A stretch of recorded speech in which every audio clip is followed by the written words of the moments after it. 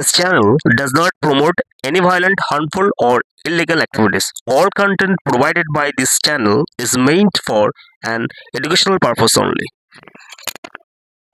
বন্ধুরা, all in one YouTube চ্যানেলে তোমাদের সকলকে স্বাগত। তো বন্ধুরা, আজকে একটি ভিডিও আমি করছি। সেই ভিডিওটা মূলত আইএসএফ যারা রয়েছে বা ইন্ডিয়ান সেকুলার ফ্রন্ট তাদের জন্য। কেন এই ভিডিওটা করা, তার কারণটা আমি বলছি বন্ধুরা। বর্তমানে আইএসএফ দলটা কিন্তু টোটালি পুরো সারা ওয়েস্ট বেঙ্গলের 294খানা বিধানসভার মধ্যে খুব দ্রুত স্প্রেড করছে, এটা অস্বীকার করার কোনো জায়গা নেই বন্ধুরা। হয়তো অনেকে অনেক রকম কথা বলবে যে আইএসএফ মানে এই সামান্য হয়েছে, একটা মাত্র বিধায়ক। দেখো, প্রত্যেকটা জিনিস বিন্দু থেকে সিন্ধু হয়। যখন আমাদের এই মমতা ব্যানার্জি, বর্তমানে যিনি আমাদের পশ্চিমবাংলার মুখ্যমন্ত্রী রয়েছেন, তিনি অনেক সংগ্রাম করেছেন, এটা অস্বীকার করার কোনো জায়গা নেই। 34 বছর বামফ্রন্টের বিরুদ্ধে লড়াই করেছেন, লড়াই করে এই জায়গাটা পেয়েছেন। তখন আমাদের কিন্তু পশ্চিমবাংলায় একটা মাত্র বিধানসভার ছিল না। সেক্ষেত্রে তিনি লড়াই করে আজকে এই 294খানার মধ্যে 3বারের জন্য মুখ্যমন্ত্রী আমাদের নির্বাচিত হয়েছেন। তো যাই হোক, এই যে তিনটে ট্রাম, এই তিনটে ট্রাম কিন্তু তিনি লড়াই করে কিন্তু একটা জায়গায় এসছেন। তো একটা অনেকে হয়তো ধারণা যে আইএসএফ এর শুধুমাত্র একটা বিধায়ক ভাঙড়ে রয়েছে, ঠিক আছে, কিন্তু এই যে বিধায়কটা, তার দিক থেকে যদি ব্যাকগ্রাউন্ডটা আমরা দেখি, সেই ব্যাকগ্রাউন্ডটা কিন্তু আমি মনে করি 294খানা যদি বিধায়ক থাকে আমাদের ওয়েস্ট বেঙ্গলে, তার মধ্যে আমি মনে করি তিনি সর্বশ্রেষ্ঠ। তার কারণটা বলি, প্রথমত তিনি পীরজাদা বংশের একজন মানুষ। দ্বিতীয়ত, আমার যেটুকুনি জানা অনুযায়ী, আমি বিভিন্ন রকমের দেখো হিন্দু সম্প্রদায়ের ছেলে আমি। তো সেক্ষেত্রে আমার বিভিন্ন বন্ধু বান্ধব রয়েছে, তারা সকলে মুসলিম সম্প্রদায়ের অনেক আছে, খ্রিস্টানসও আছে, সমস্ত ধর্মের আছে। এটা সর্বধর্ম সমন্বয়ের দেশ আমাদের ভারতবর্ষ। এখানে সবার অধিকার আছে, সবাই সবার সাথে আমাদের বন্ধুত্ব, ভ্রাতৃত্ববোধ বজায় থাকে, তাই জন্য দেশে শান্তি সমৃদ্ধি বজায় থাকে।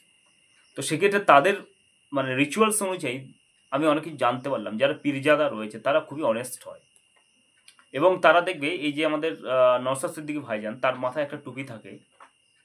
এই টুপিটার কিন্তু অনেক মাহাত্ম্য রয়েছে আমাদের মুসলিম সম্প্রদায়ের ভাই বোনদের মধ্যে, এবং এটা কিন্তু সততার, অনেস্টির সমস্ত কিছু একটা প্রতীক।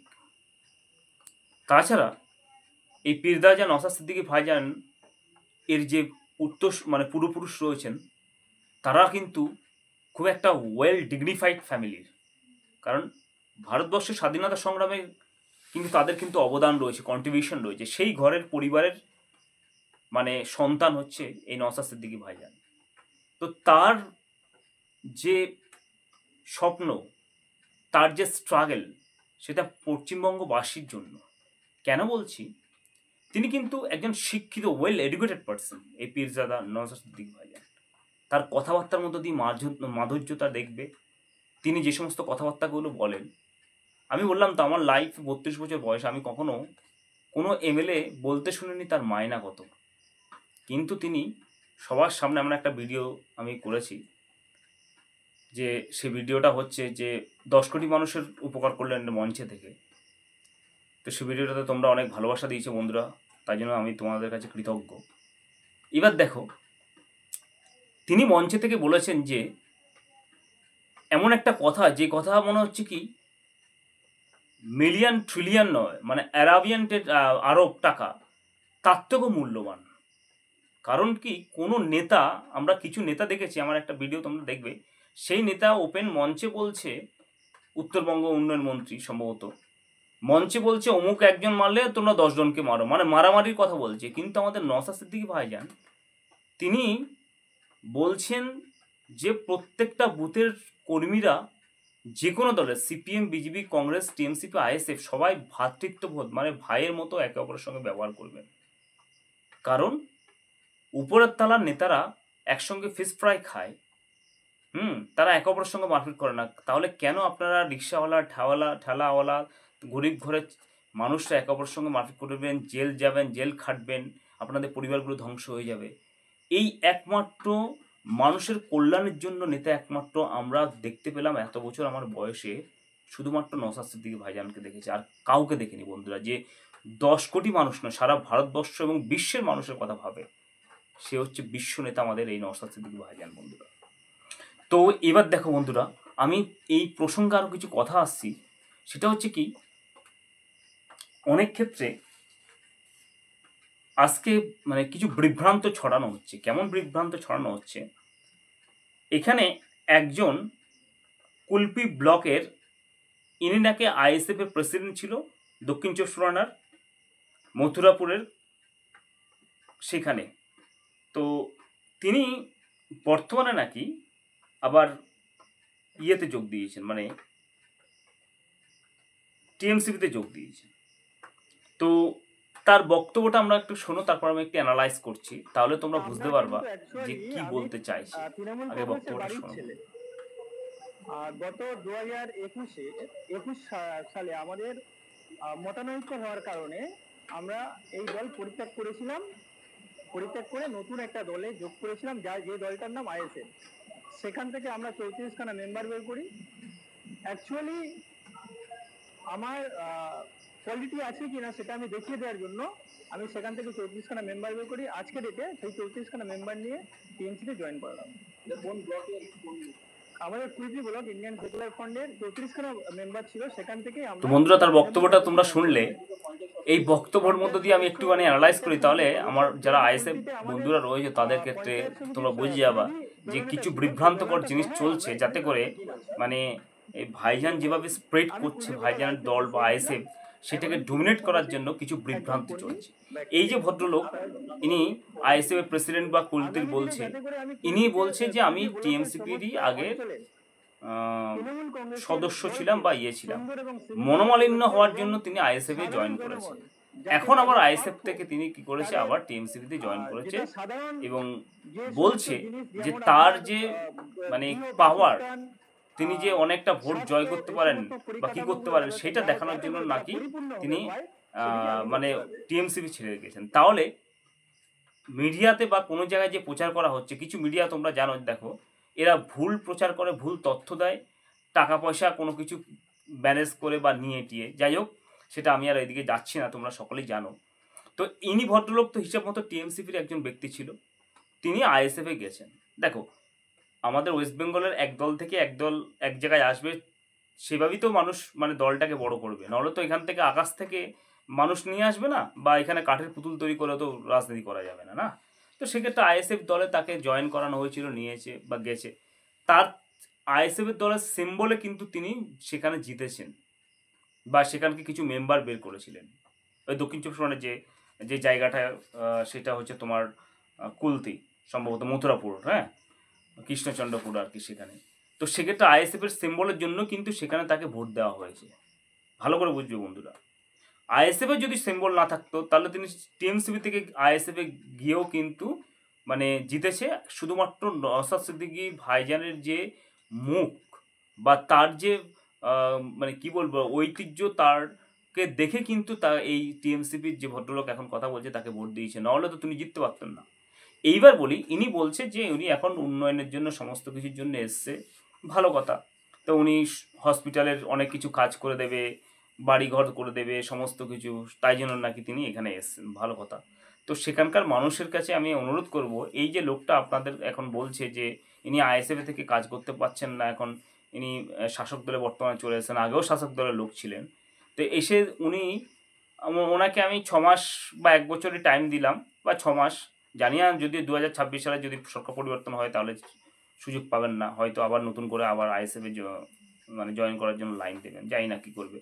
তো একটা কথা বলি, সেটা হচ্ছে কি, এই 6 মাসের মধ্যে উনি ওখানকার যত এই কুলতলি ব্লকের যত মানুষের রয়েছে, সেই মানুষের সবাইকে চাকরি দিয়ে দেবে, সবাইকে মোটামুটি ঘর পাইয়ে দেবে, সবাইকে বিনা পয়সার ট্রিটমেন্টটা দিয়ে দেবে। তো আমি বলবো আপনাকে, সরকারি হসপিটালগুলোতে আপনি তাদেরকে বিনা পয়সায় ট্রিটমেন্ট দিয়ে দিন, এবং ওখানে সঙ্গে 200-400 টাকা করে প্রত্যেকদিন আয়ার টাকাটাও দিয়ে দিতে হবে, কারণ ওখানে 400 টাকা প্রত্যেকদিন সরকারি হসপিটাল এখন আয়ার টাকা দিতে হচ্ছে, হ্যাঁ, এটা অস্বীকার করার কোনো জায়গা নেই। তো যাই হোক, তো কুলতলি মানুষটা এবার দেখবে যে উনি কতটা ওখানে কত মানে সোনা দিয়ে মুড়িয়ে দিতে পারে। এইটা হচ্ছে কি মানুষকে বোকা বানানো। কারণ মিথ্যা প্রতিশ্রুতি কাউকে দেওয়া ভালো না। আমিও তো এই দলে রয়েছি, মিথ্যা প্রতিশ্রুতি আমি কেন দেবো? আমার যতটা সম্ভব আমি মানুষকে সেটাই বলবো। মিথ্যা প্রতিশ্রুতি দিয়ে মানুষকে ঘোরানো, মানুষ 2 দিন বুঝবে, তারপর দিন আপনার সঙ্গে ঘুরবে না। তো এই জন্য আমি সাপোর্ট করছি না, কিন্তু ব্যক্তিগতভাবে এই যে একজন আদর্শ মানুষ, তার আদর্শটা আমার ভালো লাগে, কারণ তিনি সাধারণত মানুষকে একটা সঠিক পথ দেখাতে চাইছেন, এই আমাদের নওশাদ সিদ্দিকী ভাইজান। তাই জন্য আমি এই কথাগুলো বললাম। এবং এই যে ভদ্রলোক মানে যিনি এসছেন, তিনি কিন্তু বলছে এখন আইএসএফ থেকে এসছে, অনেক মিডিয়াগুলো বলছে, কিন্তু তিনি আইএসএফের লোক নয়, তিনি আগে টিএমসিতে ছিলেন, টিএমসি থেকে আইএসএফ জয়েন করেছেন নিজেদের গোষ্ঠীদ্বন্দ্বের জন্য। তারপরে এখন আবার কোনো একটা সুবিধার জন্য আবার সেখানে টিএমসিতে গিয়েছেন। তাহলে এই সমস্ত লোকগুলো দলবদল লোক, এরা কোনো জায়গায় স্থির থাকবে না। তো এই জন্য বলবো, এই যে কোনো দলের মানুষকে বা এই আইএসএফদের মানে যিনি কর্ণধার রয়েছেন নওশাদ সিদ্দিকী ভাইজান, তেনাকে অনুরোধ করব যাতে করে এই সমস্ত মানে যারা সুবিধাভোগী লোকগুলো, যারা কোনো দলকে ভালোবাসে না, তাদেরকে দলে না নেওয়াই ভালো, কারণ এরা দলের বদনাম করবে, তাছাড়া কোনো অন্য কিছু নয় বন্ধুরা। তো এবার আরেকটা আমি জিনিস আজকে আসি বন্ধুরা, যেটা হচ্ছে প্রত্যেকটা দলে যখন কোনো করাপশন হয়, সেই করাপশনটা কিন্তু তুলে ধরা উচিত। কেন বলছি, আজকে এই মনোজিৎ যে কসবা ল কলেজের যে মানে রেপ কেস হয়েছে, সেক্ষেত্রে আমি দেখছি কলকাতার দিকটাতে মানে এই সমস্ত নেতা কাতাগুলো এরা মানে সমস্ত কিছু কলকাতার দিকে, যত কিছু হচ্ছে সব কলকাতার দিকে হচ্ছে। এর আগে যে শিক্ষায় যে একটা তোমরা জানো যে পার্থ চ্যাটার্জি, তিনি এখনো গারদে রয়েছেন, সেও কলকাতার লোক। টোটাল আমি মনে করি কলকাতা কেন্দ্রিক সমস্ত কিছু হয়ে গেছে। আমাদের গ্রামের দিকে কিন্তু মানুষের ভোটটা নেয়। আমি আমাদের এমএলএ সাহেবের কথাই বলছি, যিনি রয়েছেন বর্তমানে, আমি নাম নিচ্ছি না, তিনি 3 বারের এমএলএ এখানকার।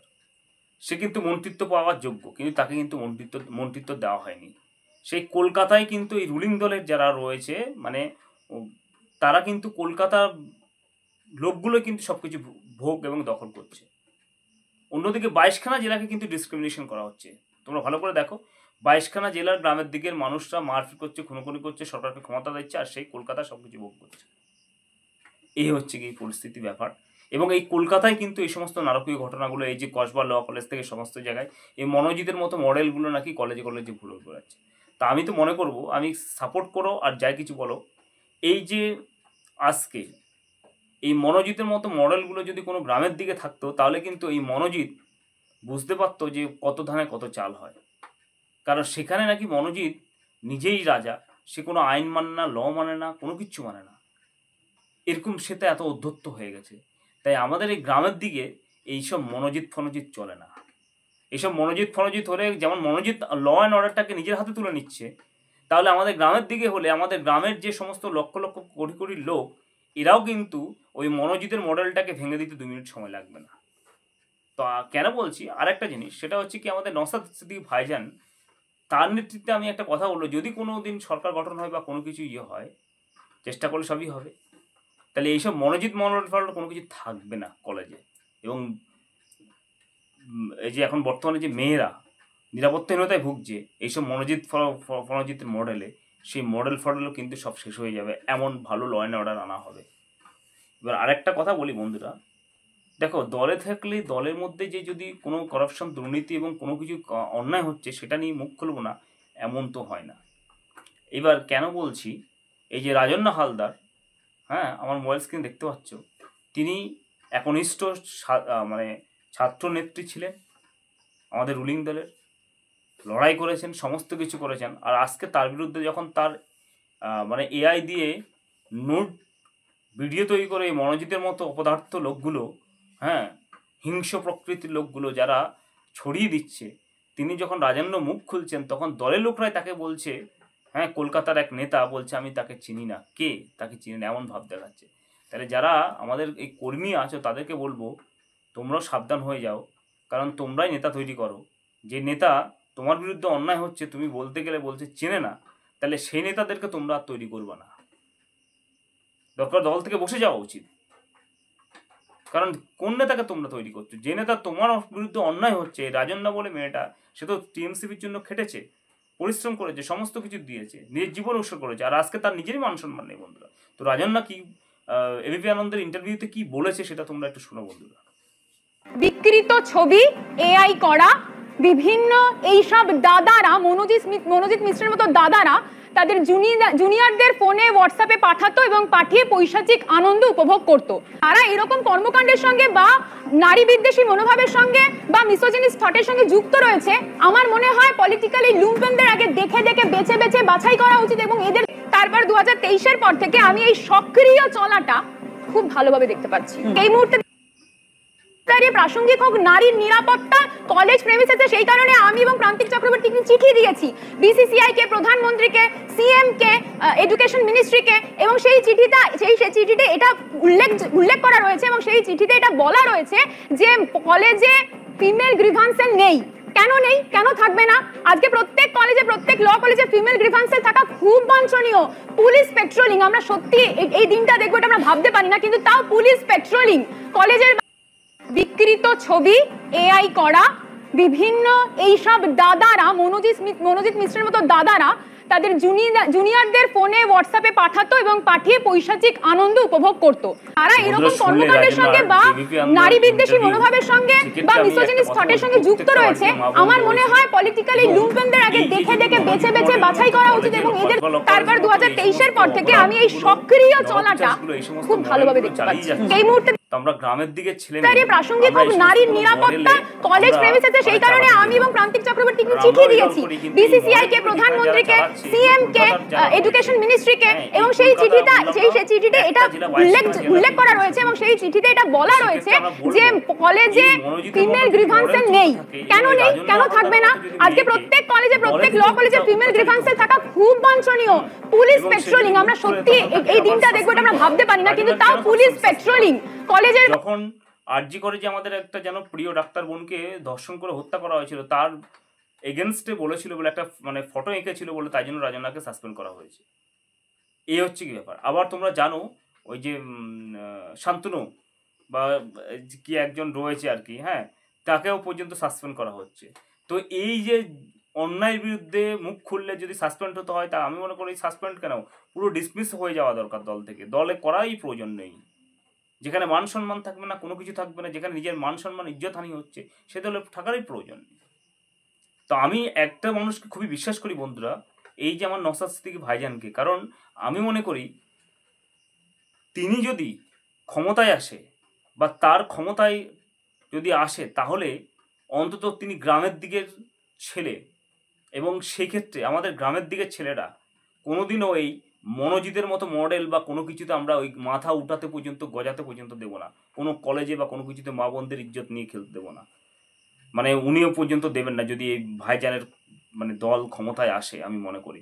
কারণ তার মধ্যে দিয়ে আমি একটা যে অগ্নিশিখা দেখতে পাই, সেই শিখায় একমাত্র পরিবর্তনের শিখা, এবং তিনিই পারবে আমার মনে হয় এই মনোজিতের মতো মডেল সারা কলেজ কেন সমস্ত জায়গা থেকে বন্ধ করে দিতে হবে এবং এমন পানিশমেন্টের ব্যবস্থা করবে যে কেউ সাহস পাবে না এই সমস্ত মা বোনদের মান সম্মান নিয়ে খেলা করতে। তো বন্ধুরা, এবার আরেকটা কথা বলবো, যারা আমার আইএসএফের ভাই বন্ধুরা রয়েছে তাদের জন্যই বলবো যে অনেক মিডিয়াতে অনেক বিভ্রান্তিকর দেখাবে যে অমুক আজকে আইএসএফ থেকে ছেড়ে অমুক দলে জয়েন করছে বা এগুলোতে কোনো দিকে কান দেবে না। তোমাদের কাজটা হচ্ছে কি, প্রত্যেকটা ডোর টু ডোর সুশৃঙ্খলভাবে ভাইজানের যে ইনস্ট্রাকশন রয়েছে সেই ইনস্ট্রাকশন ধরে সুশৃঙ্খলভাবে 294খানা বিধানসভায় প্রত্যেকটা বুথে বুথে 6টা করেই ইয়াং ছেলে মেয়ে তৈরি করা, তারা প্রত্যেকটা মানুষের বিপদে আপদে, হ্যাঁ, শুধুমাত্র রুলিং দলের মধ্যে থেকে যে কাজ করা যায় তা নয়। একজন মানুষ হসপিটালাইজড হওয়ার প্রয়োজন আছে, 3 জন করে যাও, একটা বাইকে করে যাও বা গাড়িতে করে যাও, তাকে হসপিটালে নিয়ে যাও। সবাই থেকে, পাড়া থেকে বা কোনো জায়গা থেকে 2-4-10 টাকা করে তুললে অনেকগুলো টাকা হয়ে যায়।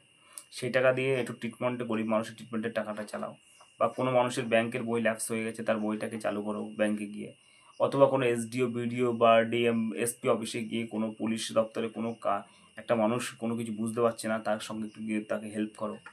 হ্যাঁ, একটা স্টুডেন্ট হয়তো দেখা গেলো পড়ার খরচ চালাতে পারছে না, তাকে হালকা করে হেল্প করো। এইভাবে করলে মানুষের মধ্যে 24 আওয়ার্স তোমরা থাকো। দরকার প্রত্যেকটা বুথে এই 6টা ছেলে মেয়ে রাখো এবং তারা বুথের মানুষের কাছে ফোন নাম্বার দিয়ে আসো যে তোমাদের সাধ্যমতো অনুযায়ী সেই হিসাবে কাজ করো, এবং তোমরা যেটা না জানছো সেটা তোমাদের মানে জেলা স্তরে জানাও, জেলা স্তর থেকে রাজ্য স্তরে, এবং উপরে যে ভাইজান রয়েছে বা আব্বাস ভাইজান রয়েছে তাদেরকে জানাও, তারা যতটা পারে তাদের কাছ থেকে হেল্প নিয়ে মানুষের কাছে পৌঁছে যাও, মানে অর্থাৎ মানুষের পাশে থাকো সবসময়। তাহলে দেখবে যে ক্ষমতা বর্তমানে যা সিচুয়েশন রয়েছে, এখানে অপোজিশন পার্টি বলতে আমি তো বিজেপিকে ভালো দেখতে পাচ্ছি না, কারণ এদের পরিস্থিতি ভালো নয়। তার কারণটা হচ্ছে কি, কারণ আমি যখন একটা লড়াইয়ে নামবো সেই লড়াইয়ে সবসময় লড়াইয়ের মতো থাকতে হবে। আমি যদি লড়াই নেমে আবার পিছন দিয়ে তাকে বলে হাত বাড়িয়ে টাকা দিয়ে আবার তাকে বলি যে তুইও ভাই চল আমিও ভাই চলি, তাহলে সেক্ষেত্রে কোনোদিন কিছুই হবে না। কারণ পোস্টপোল ভায়োলেন্স থেকে শুরু করে সমস্ত বিজেপি কর্মীদের উপরে যেভাবে অত্যাচার অনাচার হয়েছে, সেক্ষেত্রে কোথায় অ্যাকশন, কোথায় সিবিআই অনেক কেস করেছে, কিচ্ছু হয়নি। কত কোর্টে কত কিছু করেছে সিবিআই, আজকে একটা কেসে প্রায় মানে 2 বছর 3 বছর 4 বছর হলেও কোনো সিবিআই কাউকে আজ পর্যন্ত বিচার এনে দিতে পারেনি। তাহলে সেন্ট্রালে ক্ষমতায় বসে থেকে সেখানে যদি এখানকার কর্মীরা, বিজেপি কর্মীরা যেভাবে বাড়িঘর ছাড়া হয়েছে, মারধর খেয়েছে, কিচ্ছু হয়নি। তো সেখানে আমি মনে করি সেন্ট্রালের অনীহা রয়েছে, এখানে ক্ষমতায় এরা আসতে চাইছে না বা কাউকে ক্ষমতায় রেখে দিতে চাইছে। সেটা জানো, আমি আর খুলে বললাম না, আমার ভিডিও আছে তোমরা দেখে নেবে। তো সেক্ষেত্রে এখানে বিজেপি বাদ, এখানে এখন কোয়ালিশন গভর্নমেন্ট একমাত্র গঠন করতে পারে। আইএসএফ প্রায় 90 থেকে 100খানা আসন পুরো হাতের মধ্যে রয়েছে। একটু চেষ্টা করলে আইএসএফ কর্মীরা ঠিকঠাক করে চেষ্টা করলে কিন্তু এই 90খানা আসনই কিন্তু আইএসএফের দখলে আসবে একদম 100% 2026 সালে। বাদবাকি সিপিএম আর কংগ্রেস মিলে এরা যদি চেষ্টা করে, তাহলে যদি মোটামুটি এরাও আসন পেয়ে গেলে এই কোয়ালিশন সরকার গঠন হবে। সেক্ষেত্রে কিন্তু প্রধান ভূমিকা পালন করবে নওশাদ সিদ্দিকী ভাইজান, এবং যে স্বপ্ন আমরা সবাই দেখছি তিনি কিন্তু এই মসনদে কিন্তু সিংহাসনে বসতে পারবেন। তো আজকে ভিডিওটা এটুকুনি, ভালো লাগলে লাইক শেয়ার এবং সাবস্ক্রাইব করবো, যাতে করে বেশি করে এটা শেয়ার করো, যাতে করে সবাই সচেতন হয় এবং প্রত্যেকটা দলের পক্ষে একটি উপকারী ভিডিও। বিজেপিকে পছন্দ হয়েছে বিজেপিকে দিন, তৃণমূলকে পছন্দ হয়েছে তৃণমূলকে দিন, আইএসএফ যদি প্রার্থী দেয় পছন্দ হলে দেবেন, কংগ্রেস সিপিএম অনেক রাজনৈতিক দল আছে, যাকে ইচ্ছা ভোট পছন্দ হলে আপনারা দিন, কিন্তু দিনের শেষে আপনারা প্রতিবেশী, আপনাদেরকে এখানেই থাকতে হবে, এটা মাথায় রেখে আপনাদের পলিটিক্স করা দরকার বলে আমি মনে করি। কারণ যদি শুভেন্দু বাবুর কথাই শুনে উত্তেজিত হয়ে হিন্দু ভাই ভাই বলে একটা অশান্তি লেগে গেল, শুভেন্দু বাবুর মেদিনীপুর থেকে এখানে আসার আগে ভিটে মাটি চাটি, নওশাদ সিদ্দিকীর কথা শুনে উত্তেজনায় পড়ে যে একটা হিংসায় জড়িয়ে পড়লেন। আমি ওখান থেকে আসতে বাড়ি থেকে 4.5 ঘন্টা টাইম লাগবে, তার আগে সব সিন শেষ, আর আমি এসে কি বলবো, এটা করা উচিত হয়নি। চলো দেখে নেবো, একদম ছাড়বো না, গল্প শুনিয়ে কেটে পড়বো। আমি সামনে পিছনে ফোর্স নিয়ে এসেছি, দেখছেন তো, আমি একটু প্র্যাকটিক্যাল। আমি বেরিয়ে চলে যাব, পরে যা হবে এরা বুঝে নেবে। তাই অনুরোধ এটাই আমার আপনাদের কাছে, যে রাজনৈতিক কারবারিদের চক্করে পড়ে হিংসায় জড়াবেন না। এরা শুধুমাত্র আপনাকে ভোটের বলি হিসাবে ব্যবহার করে ক্ষমতার মসনদে থাকতে চাইছে, এর বাইরে আপনাদের জন্য একটুও কিছু ভাবে না। যদি একটু কিছু ভাবতো, তাহলে আপনাদের এই গোসাবার ব্লকের কথা বলছি, যে প্রাইমারি স্কুল থেকে বহিষ্কার করেছে। এত বছর হয়ে গেল, যার প্রাণ মমতা ব্যানার্জির প্রাণ যার হাতে বাঁচলো, যার মাধ্যমে বাঁচলো, তাকে তো অন্তত চাকরিটাতে রিজয়েন করার ব্যবস্থা করার দরকার ছিল, তো তাকে ব্যবস্থা করেনি। আর আপনাকে আমাকে নিয়ে ভাববে, আপনাকে আমাকে ওরা কিছুই ভাবে না। তাই অনুরোধ, ভোট যাকে ভালো লাগবে দেবেন। বিজেপিকে পছন্দ হয়েছে বিজেপিকে দিন, তৃণমূলকে পছন্দ হয়েছে তৃণমূলকে দিন, আইএসএফ যদি প্রার্থী দেয় পছন্দ হলে দেবেন, কংগ্রেস সিপিএম অনেক রাজনৈতিক দল আছে, যাকে ইচ্ছা ভোট পছন্দ হলে আপনারা দিন, কিন্তু দিনের শেষে আপনারা প্রতিবেশী, আপনাদেরকে এখানেই থাকতে হবে, এটা মাথায় রেখে আপনাদের পলিটিক্স করা দরকার বলে আমি